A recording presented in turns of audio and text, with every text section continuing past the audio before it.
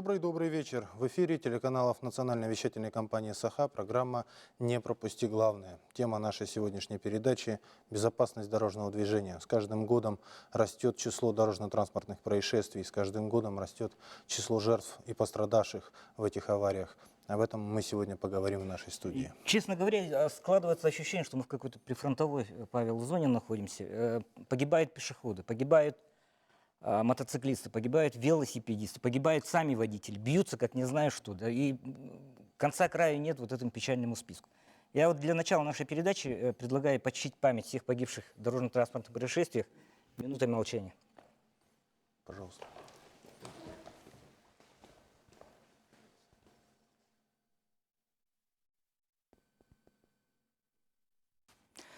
Давайте начнем, Павел. Добрый вечер, уважаемые дамы и господа.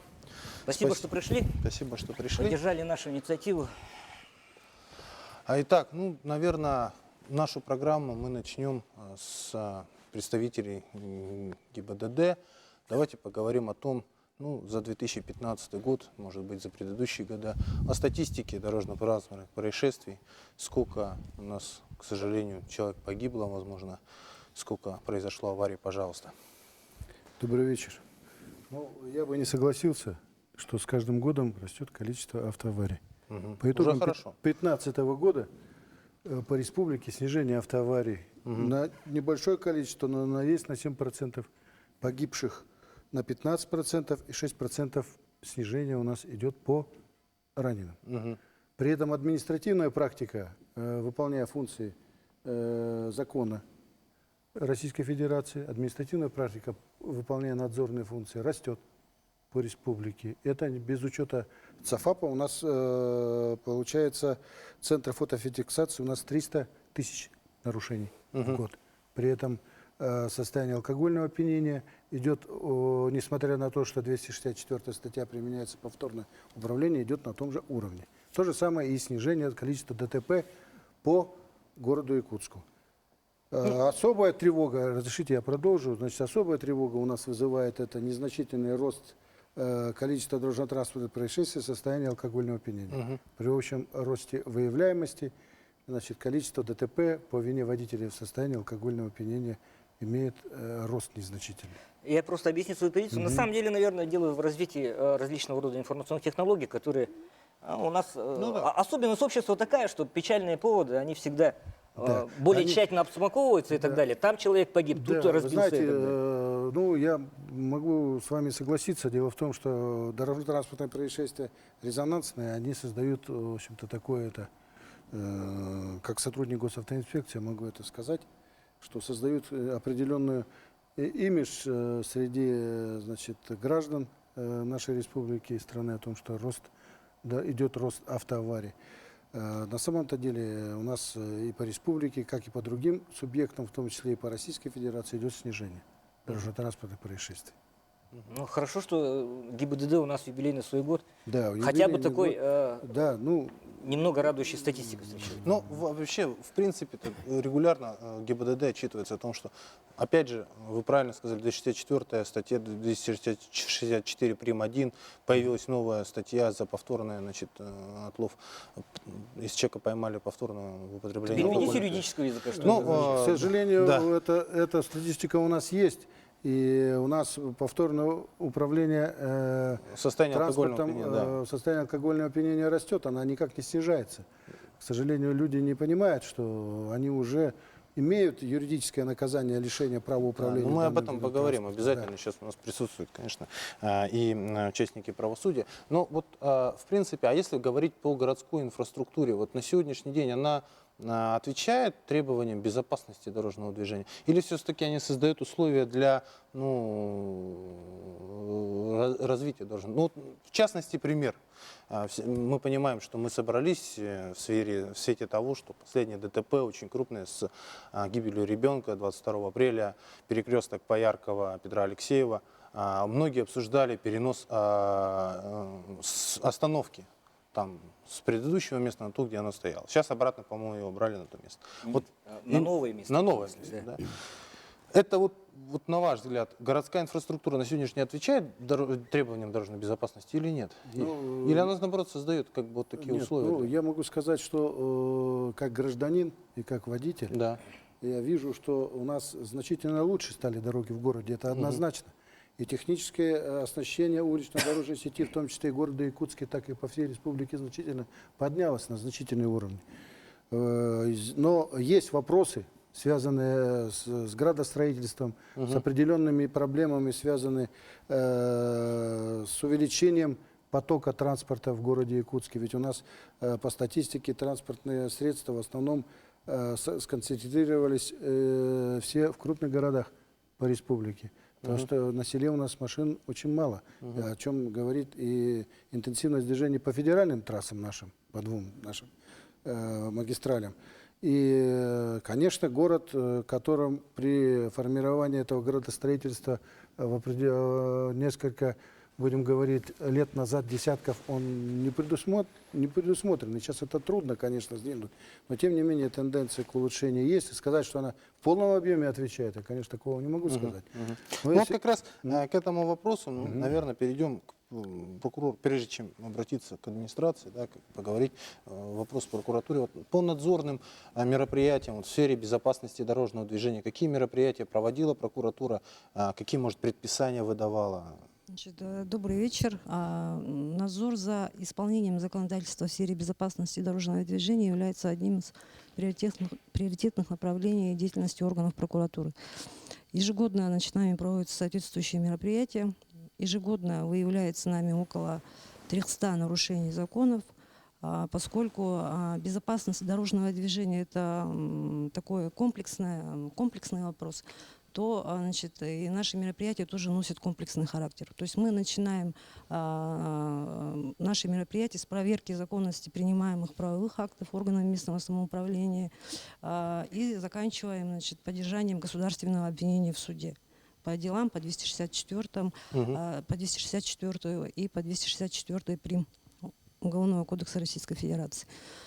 Значит, следует отметить, что в 2015 году нами направлено в суд 148 уголовных дел по 264 Уголовного кодекса Российской Федерации и 264 прим.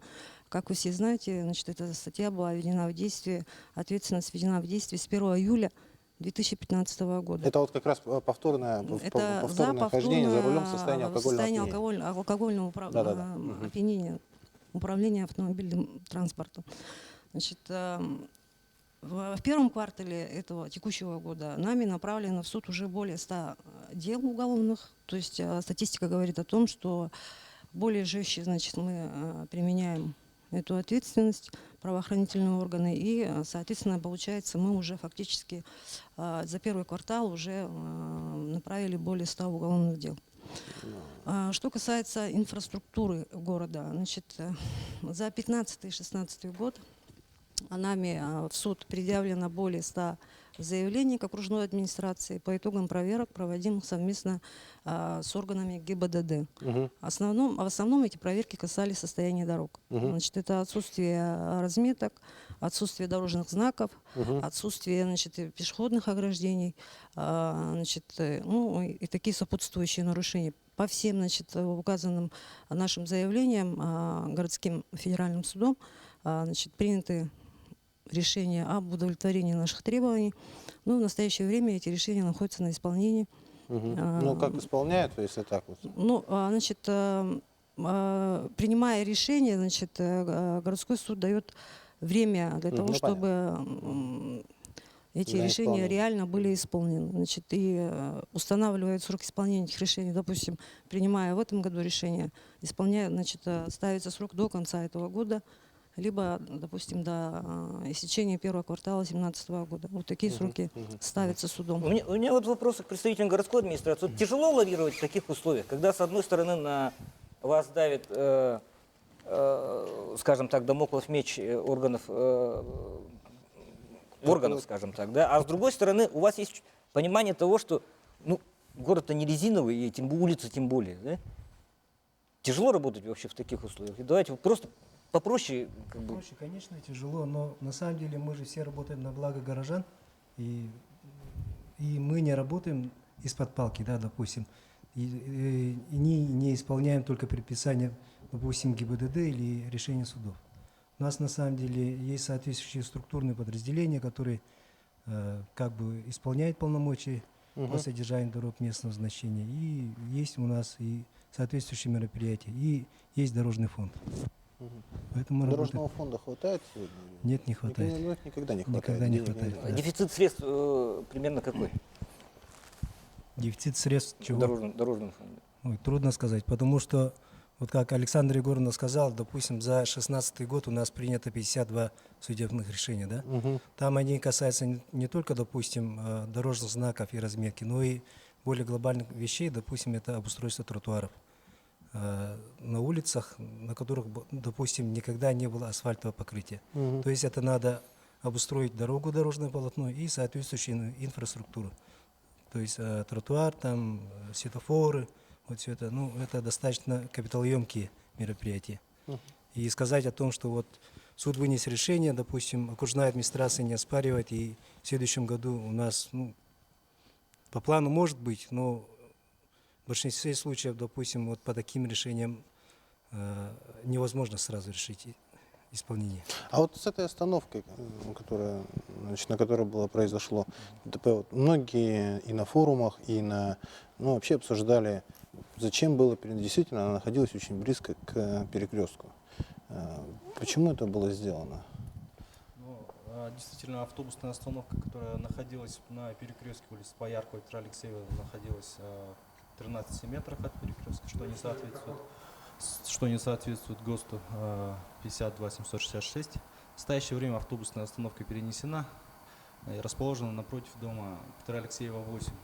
Что касается той остановки, на которой ранее останавливались автобусы, это возле торгового центра Олонха, то там автобусная остановка не соответствовала никаким требованиям. Там автобусы останавливались прямо на проезжей части.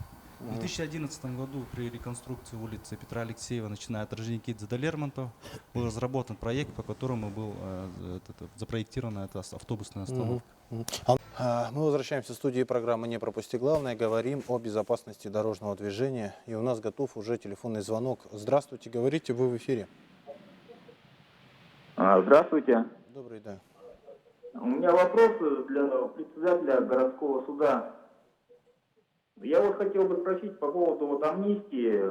Вот возможно ли распространение амнистии на водителя, совершившего ДТП, вот резонансное, в которой ребенок еще погиб, на Петра Алексеева? Спасибо. Да, как раз у нас, как и планировалось, да, давайте. Добрый вечер. Значит, ну, у нас, значит, наверное, знаете, да, вот я сразу же резонансные дела сразу вспомню, да, 2013 год. В 2013 году у нас была амнистия, которая была, значит, объявлена в связи с 20-летием принятия Конституции Российской Федерации, да?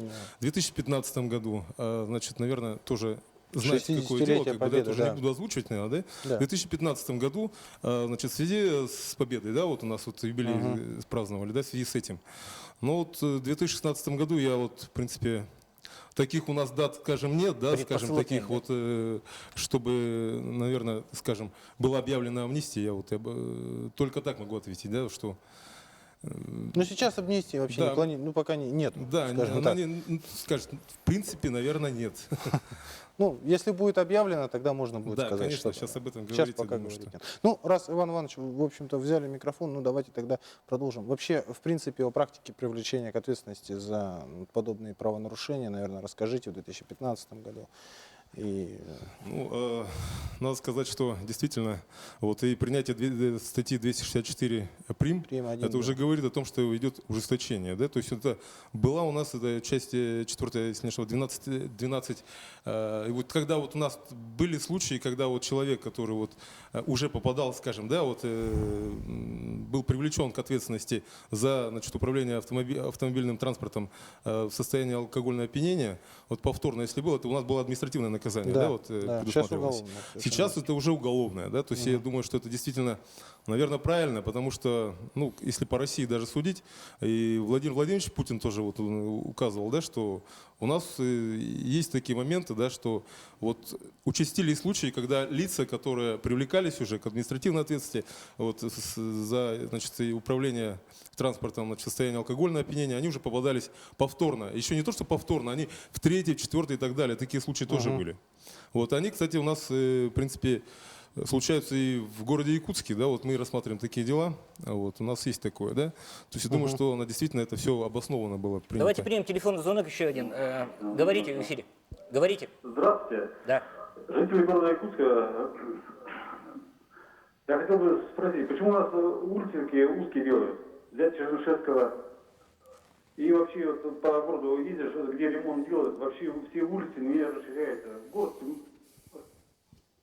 Понятно, спасибо. Откуда землицу-то взять? Я даже тут я- Да и Чернышевского не Ну самое, да, это, в общем-то, узкая Чернышевская не улица. самая комфортная улица. Ну, в принципе, тут, наверное, это тема отдельного разговора по дорожному строительству и так далее. Пока продолжай. касается... Вот я бы хотел, чтобы вы, как юристу, задали все-таки председателю городского суда вопрос касаемо, вот, раз уж пошло конкретика, да, конкретно по Петра Алексеева, по Яркова. Ну, наверное, какой вопрос? Ну, хорошо. Давайте тогда перейдем вот к этому Пояркова Петра Алексеева. Конечно, всех заинтересовала мера пресечения в отношении, значит, ну, скажем так, лица, совершившего дорожно-транспортное происшествие. Почему был выбран домашний арест?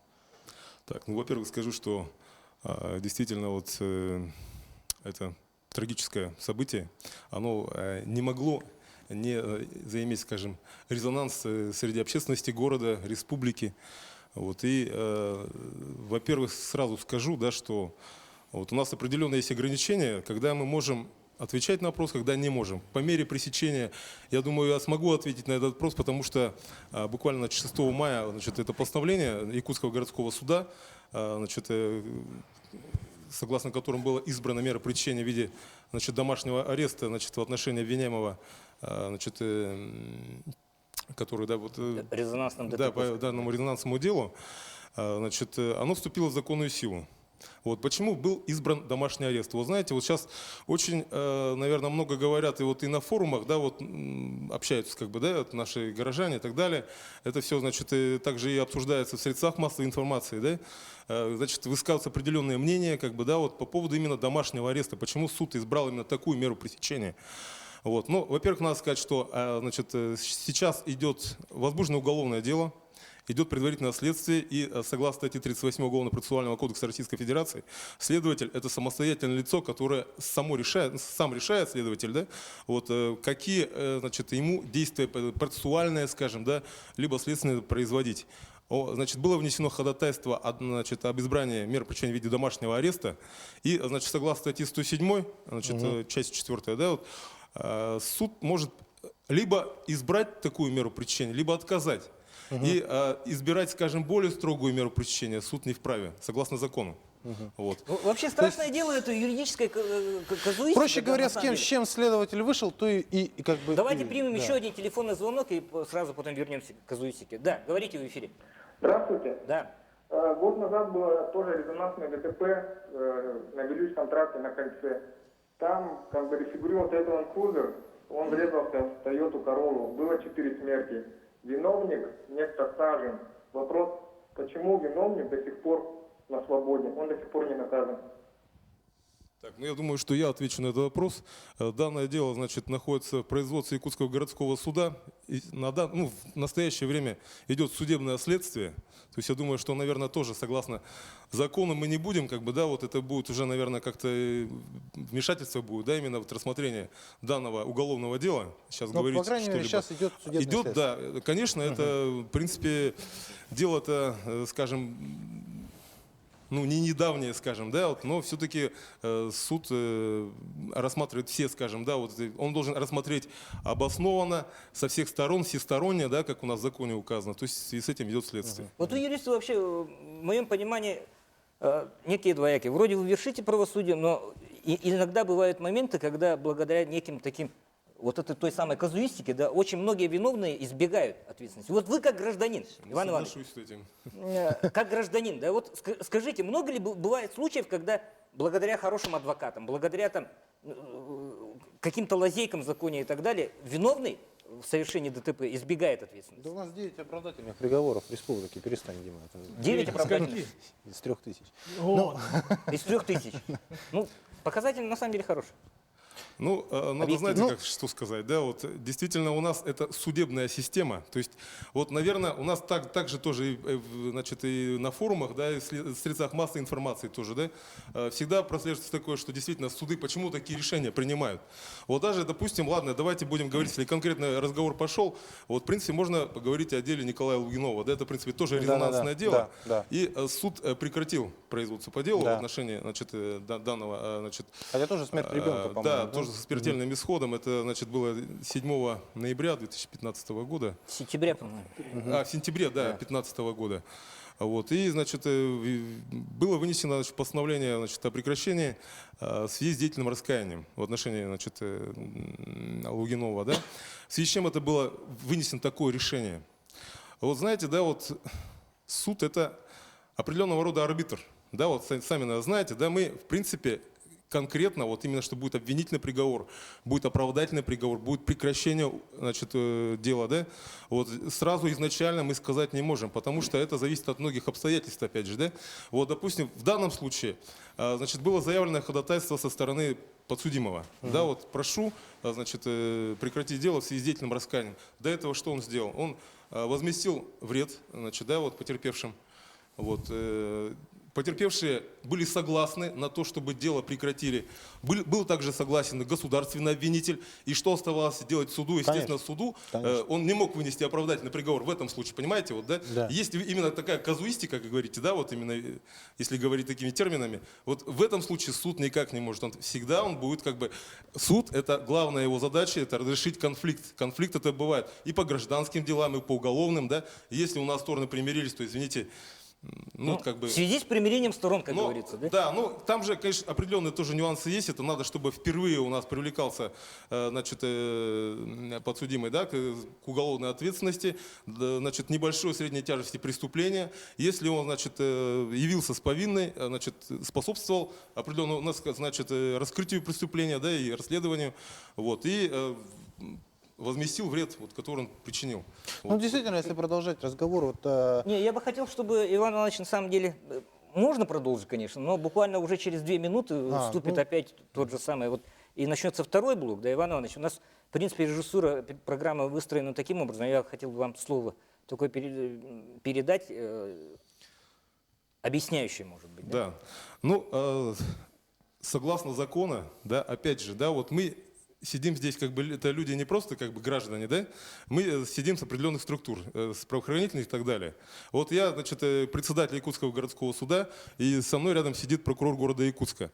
Значит, происшествие произошло в городе Якутске, и поэтому мы давать какие-либо комментарии, высказывать какие-то суждения по делу, которое, в принципе, может пройдет через прокуратуру и поступит в производство суда, мы не имеем права, да, потому что согласно, значит, допустим, если даже и кодекс судейской этики, да, статья 9, значит, основными составляющими, да, вот, надлежащего осуществления правосудия является именно беспристрастность и объективность. То есть мы сейчас ничего об этом деле, какие-либо, скажем, ну, обсуждать, да, этот вопрос мы не имеем права.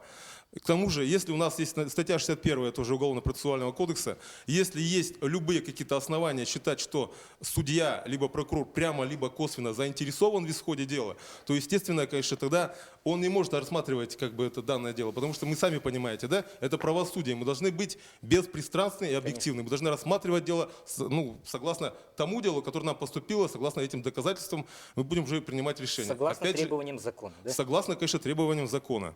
Вот поэтому я еще хочу сказать, почему мы, значит, ну, не будем общаться, скажем, да, вот с потерпевшей стороной, потому что, опять же, это сторона по делу, и, естественно, вот если мы сейчас будем обсуждать этот вопрос, то, конечно, даже и, наверное, как я, допустим, как председатель суда или прокурор города Якутска, будем высказывать суждения, естественно, это определенные какие-то мнение какое-то возникнет, как бы, да, то есть мы, согласно закону, из этого, значит, не будем присутствовать. Ну, Вот сейчас, конечно, будем обсуждать. Сейчас просто, да, нашу студию покинет председатель городского суда, после рекламы это произойдет. Ну, А пока потом- еще до рекламы да, практически есть время, в да. районе минуты, да, можете еще, скажем, по сути процесса, не процесса конкретного, да, а состояния дел в судебной практике, вы можете еще комментарии давать, конечно. Ну, знаете, да, вот давайте лучше сейчас есть такие вопросы, которые у нас, скажем, в средствах массовой информации, допустим, возникают, да, по поводу того же домашнего ареста, допустим, да, вот у нас есть местная газета, я думаю, сейчас, конечно, озвучивать ее не буду, мы сейчас готовим, значит, обращение для того, чтобы Все, опровержение уходим было. на рекламу, вот сейчас уже точно не успели, Иван Иванович. Ладно, спасибо.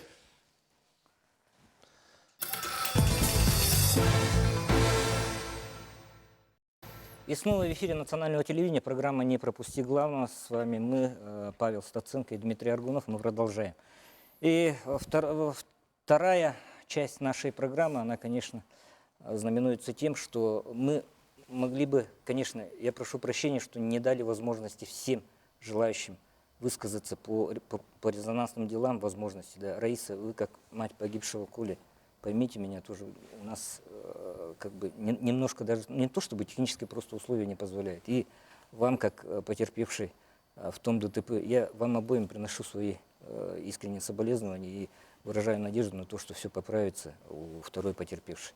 И что касается обстоятельств дела, вот вы сказали, что из 600 с лишним остановок у нас 400 не соответствуют ГОСТам.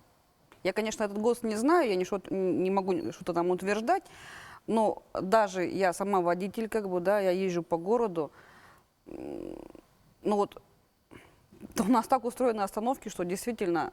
Нет кармана, они не заезжают, Да, останавливаются на проезжей части. Бардак. Либо вот в таком месте стоят, что с автобуса выходит, тут же может выехать машина, как вот, допустим... Вот Лермонтова я хочу, остановка, да. где, извините, Льву дети Владимировичу занимаются обра- Дохсун. Сколько там детей останавливается на той остановке на Лермонтова? Лев Владимирович, я хочу обратиться. Где карающий меч ГИБДД? Почему из каждой, спины нарушителя вот этого, да, я понимаю, что с автобусниками у вас отдельный разговор, да, он более жесткий, потому что они пассажиров возят, людей, да? Ну, нарушают они на каждом шагу. Ну, что я могу тут сказать? Ну, как вы говорите, карающий меч. Ну, карающий меч, он не это... Пресечение административных нарушений происходит ежедневно. И в том числе с посредством фото-видеофиксации, это однозначно. И, значит, и автобусные остановки, и профилактика среди водителей пассажирских перевозок. Но, будем так говорить, каждой автобусной остановке и каждому перекрестку, к сожалению, мы не сможем поставить инспектора дорожно-патруljной Зато службы. можно навесить камеры. Значит, да, но я могу сказать, что камеры, которые работают у нас в городе, они дали свой эффект именно по городу Якутску, в том числе и по районам, которые это однозначно по пресечению правил проезда, перекресток, превышение скорости, нарушение правил парковки и стоянки. Это огромная масса административных материалов и 45 миллионов штрафа, которое вынесено по этим посредством фото-видеофиксации. Это дело наращивается.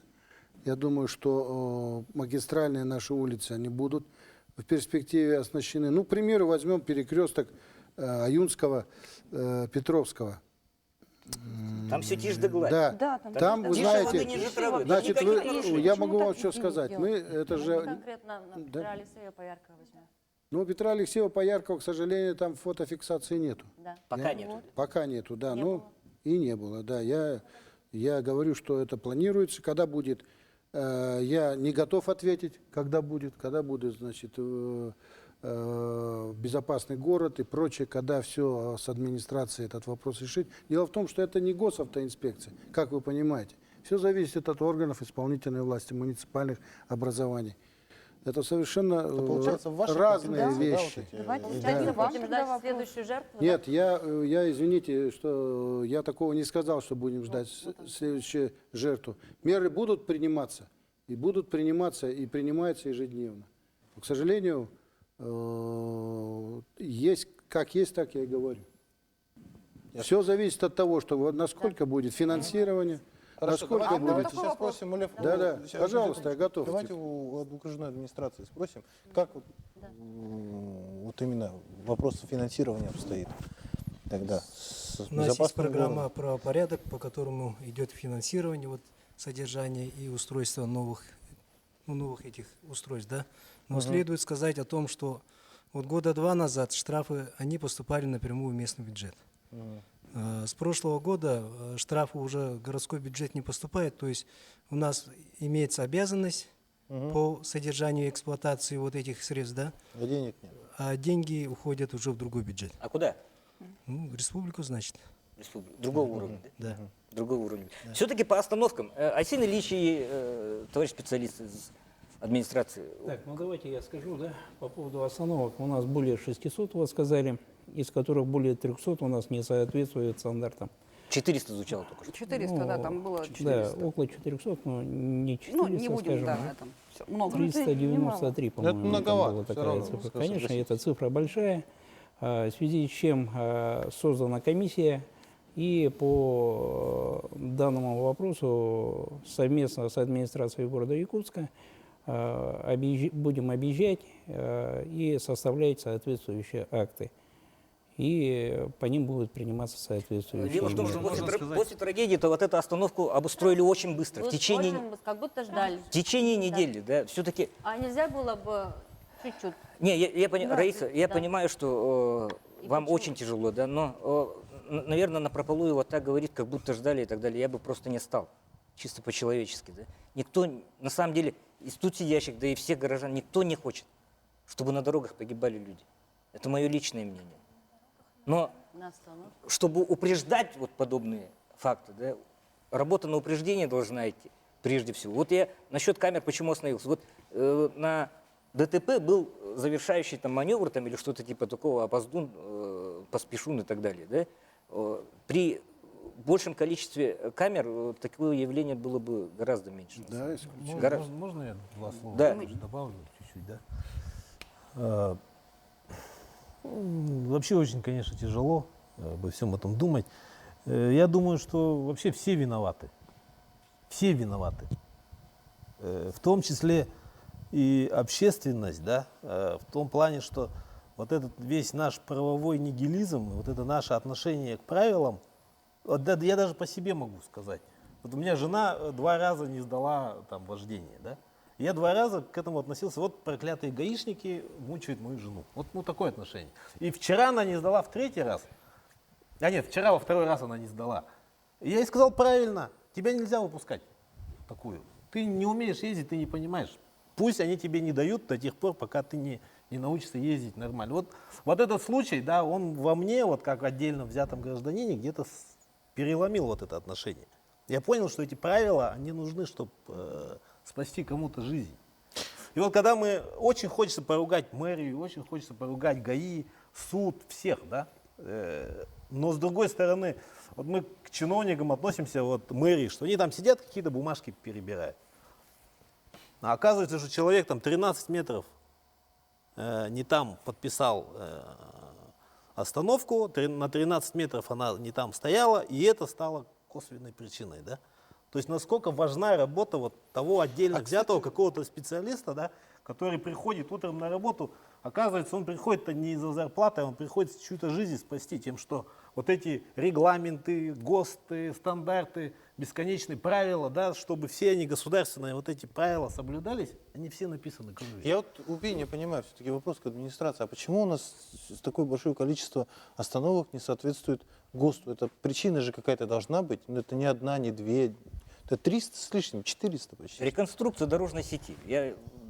Давайте я поясню. Да. В настоящее время проводится плановая ревизия автобусных остановок. В прошлом году такая ревизия также была проведена. А в настоящее время она проводится совместно с управлением ГИБДД, с отделом ГИБДД и с представителем управления Госавтонадзора. Что из себя подразумевает ревизия? То есть рабочая комиссия в рабочем составе вот выезжает и актирует каждую автобусную остановку. Вот я перебью. Вот Петра Алексеева, там, где, в общем-то, она реконструировалась, по-моему, недавно. Не так давно. В 2011 году. В 2011 году администрация не знала, что там или ГОСТ был другой? Могу пояснить то, что проект реконструкции дороги Петра Алексеева от Орджоникидзе до Лермонтова был согласован контрольными надзорными органами не только мэрии города Якутск. В то время была политика в том, чтобы привязать автобусные остановки к перекресткам, чтобы пассажиры, выходя из автобуса, переходили дорогу на пешеходном переходе. Потому что тоже один из аспектов когда автобусная остановка находится посередине улицы, бывают очень часто случаи, когда перебегают непосредственно улицу. А Петра Алексеева у нас является четырехполосным. А ты говоришь, государственный карающий меч. Люди сами, даже в таких страшных вещах есть какая-то некая страшная логика, да? Чуть подальше от перекрестка люди начнут выбегать на проезжую часть.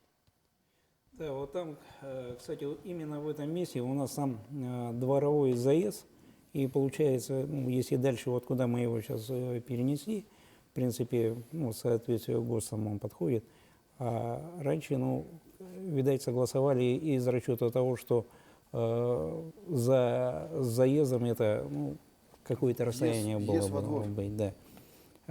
Там тупиковое получается, то бишь один заезд в жилую зону, в принципе, тоже никак оставлять нельзя. Это заезд скорой помощи, пожарных машин, ну, других служб имеется в виду. Также могу пояснить, напротив техникума связи раньше находилась автобусная остановка, и ту автобусную остановку мы закрыли по предписанию ГИБДД, потому что она не соответствовала ГОСТам. И там были случаи, когда совершали водители наезд на именно пешеходов. Потому что там нет оборудованного пешеходного перехода, и там невозможно оборудовать. Не, у нас вообще называют город светофоров на самом деле, да? Через каждые 30 метров воткнут светофор или по кнопке там по требованию. Вот вы как водитель, допустим, многие из нас водители, ну, бывает такое, что злимся, да? Вот понавтыкали светофоров там туда-сюда. Но ведь это же безопасность. Да, это безопасно. Это безопасность. Какие? Вот мигающая вот эта вот штучка на пешеходном переходе. Это безопасно. Лежачий полицейский, это безопасно. Внимание водителей. Ну, если даже у нас по ГОСТам взять, вот пешеходные переходы у нас внутри города, они должны быть через каждые 150-200 метров, если они, ну, должны быть в этих местах. Оборудованные. Конечно. С учетом ограждения от улично-дорожной сети, разделения вот потоков моргалки, да? транспорта и пешеходов. Но у нас же, к сожалению, нету, поэтому вынуждены ограничивать движение.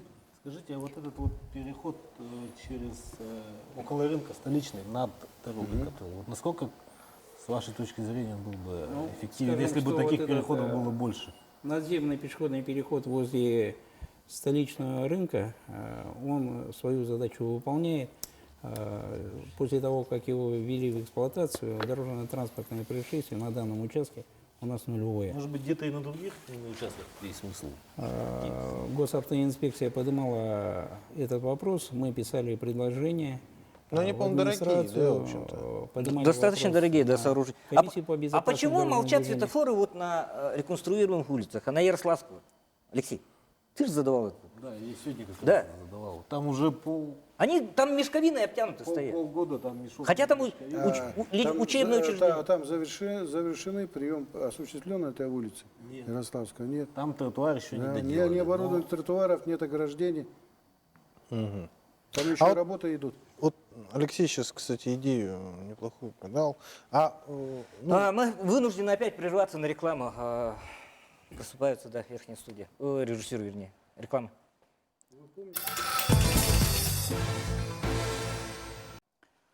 Завершающий блок нашей программы «Не пропусти главное». Я хотел бы слово сразу передать матери погибшего мальчика Коли Раисе.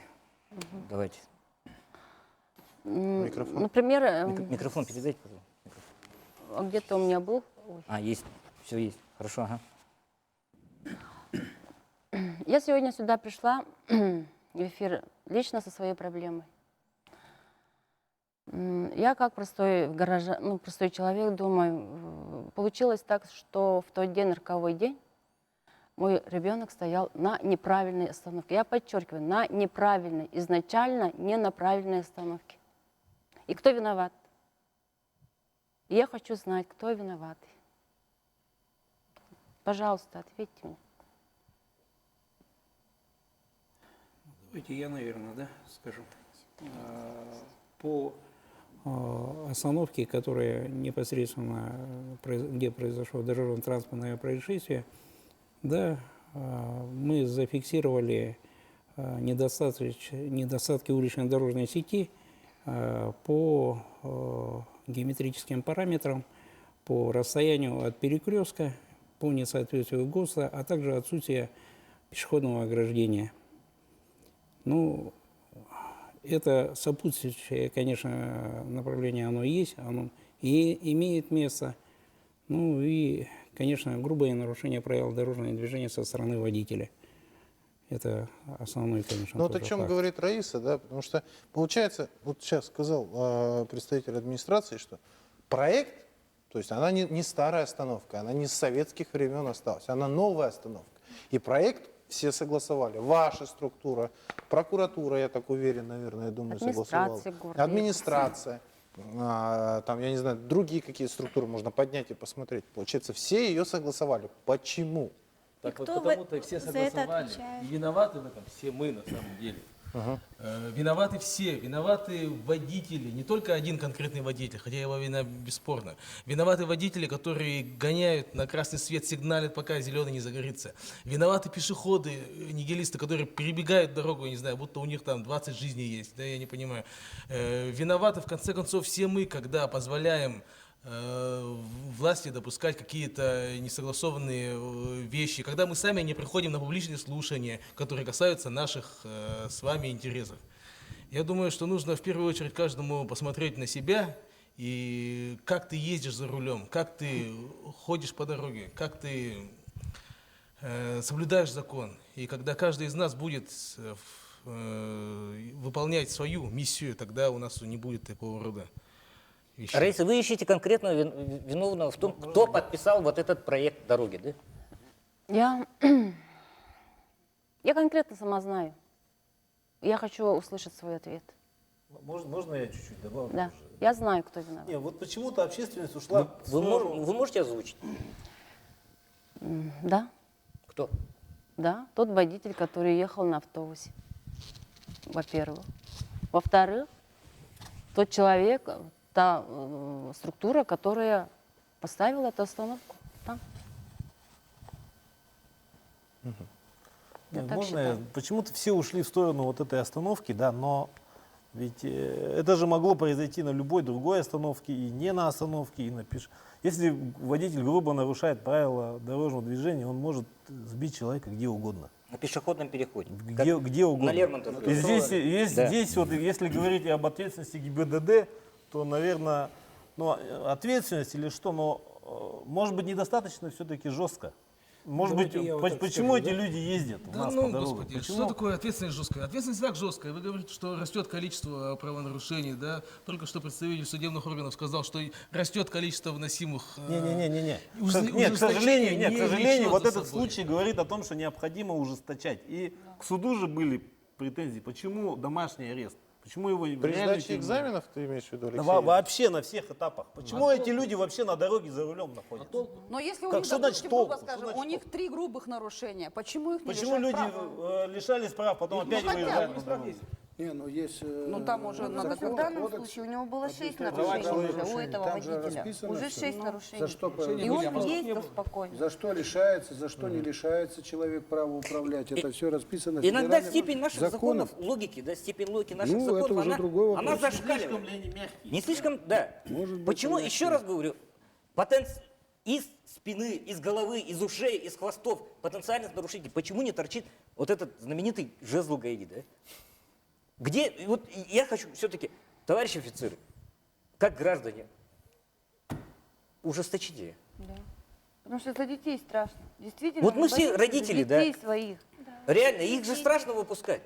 Сейчас мотоциклисты выехали. Там, Мотоциклисты дрифтеры выехали, какие-то да, вот ездят эти там. роллеры катаются, да, ночью. Едешь ночью, и вырастает нечто такое, которое перед машиной в 5 метрах. Ну я немножечко, скажем так, сотрудников ГИБДД, наверное, защищу. А я никто не Нет, нападает. их посокращали, вот у нас же оптимизация, у нас же из милиции перешли в полицию, у нас посокращали. На дорогах у нас я вообще не вижу патрулей. Их вообще не видно. Вообще не видно. Их потому что осталось очень мало, правильно, их осталось мало. И они не могут весь город обхватить. Ну, выходные там, я Вы же еду цифры на говорили, дачу, 30 вижу, на патрулей посту выходит, бывает да? стоят. Ну это ж надо поднимать вопрос, надо Сутки. же, значит, 30 как-то не патрулей. сидеть, не ждать. По республике, а по По городу? республике. На город 16 патрулей остается. Да, 16. 16 патрулей. Очень мало. Это мало же. Это охватить только вот места наибольшего скопления, наиболее опасные перекрестки. И все. И где, допустим... Ну, могу сказать, что работа по профилактике идет. Нет, Ежесуточно это мы знаем, задерживается энное количество водителей в состоянии алкогольного опьянения. Пресечаются нарушения, грубые нарушения скорости, правил проезда. Если посмотрите, только за праздники у нас за сутки задерживалось до 40 водителей. Только, да, в среднем. Каждого нужно оформить. А ведь вы же понимаете, что водителя в состоянии алкогольного опьянения – это грубейшее нарушение, это преступник за рулем. Его не так просто еще… В большинстве случаев это противодействие оформлению, это другие всякие, как так мы называем, издержки. На это тоже уходит определенное время. Усиление аппарата управления, и постоянно у нас и общественность помогает. Мы уделяем, проводим профилактические мероприятия. А профилактика по пропаганде тоже идет. А почему бы, допустим, не сделать так, ну, не знаю, конечно, это будет правомерно, неправомерно, чтобы с видеорегистраторов, вот я еду, у меня видеорегистратор, я зафиксировала правонарушение, значит, и, допустим, у вас... почему вы считаете, что это не делается? Нет, какой-то сайт я вам отправила, это вы делается. отрабатываете. У нас граждане обращаются к нам, когда выявляют грубое нарушение, предоставляют документы, фотофиксации. Владислав Александрович, вы можете прокомментировать? Конечно, я вот хотелось бы сказать. Я вот не знала такой. Во-первых, когда вы сказали, что сотрудников ГАИ вы видите мало, здесь хотелось бы сказать, что, наверное, вы, скорее всего, добропорядочный водитель, законопослушный. Почему? Потому что мы имеем очень много таких, будем говорить, негативного, вы сами знаете, да, вот в отношении сотрудников ДПС, ГИБДД. Ну, я так понимаю, что это те, кто недоволен, будем так говорить, которых задержали ранее когда-то или что. Потому что есть такая вот тенденция такая, будем так говорить. Ну а то, что вы сказали о том, что можно видеорегистраторы использовать, ну мы с вами все великолепно знаем, что даже уже указ президента Российской Федерации есть о том, чтобы видеорегистратор считать уже доказательством, уже основным доказательством, а не так второстепенным. В суде даже уже.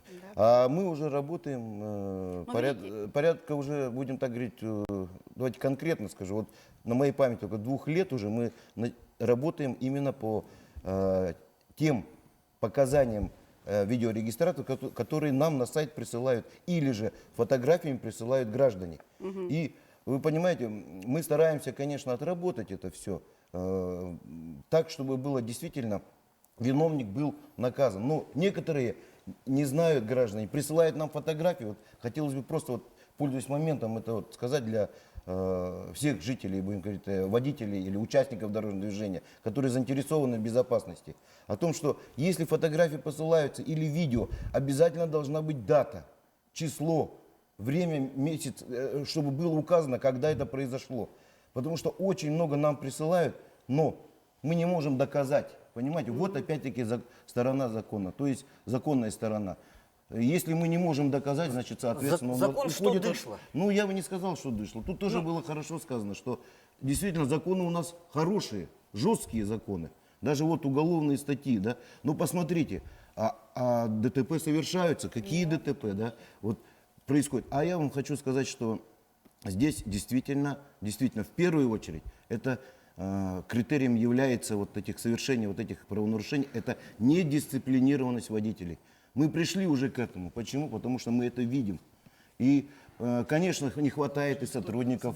Да, совершенно верно. То, что я вот хочу резюмировать ваше выражение. С 18 лет, да, и то, что лет 25. вы говорите о том, чтобы мы могли жестко бороться с этим. Я говорю. Да, ну, я говорю, общество, уже есть такие вопросы, поднимаются, да.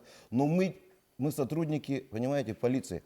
Мы блюстители закона, и мы должны действовать в соответствии с законом. Чистым руками. Совершенно верно. Раиса, я еще раз выражаю соболезнования от лица и нашей редакции, и нашего коллектива в связи с тем трагическим случаем. Держитесь. Я думаю, что вся общественность республики, она на вашей стороне и сопереживает вместе с вами. И сегодняшняя тема, да, она невозможно ее, конечно, сжать такие сжатые рамки, но тем не менее спасибо, что все приняли участие. Спасибо вам отдельно за мужество.